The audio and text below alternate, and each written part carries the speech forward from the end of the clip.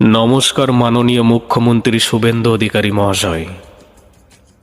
একটা ভিডিওতে দেখলাম অভয়ার মা কাঁদছে বসে বিধানসভায়। তাই আজ আমি আপনাকে কিছু কথা বলতে চাই। ওই অভয়াকে দিতে পারেনি বিচার আগের সরকার, তাই বাংলার মানুষ ঠিক করেছিল অভয়াকে বিচার দিতে গেলে এই বাংলার মাটিতে শুভেন্দু অধিকারীকে দরকার। তাই অভয়াকে যারা নির্মমভাবে হত্যা করেছে তাদের প্রত্যেকটাকে ধরে এমন কঠোর শাস্তি দিন যাতে আর কেউ কখনো কোনো মেয়েকে রেপ করার কথা মাথাতেও না নিয়ে আসে কোনোদিন।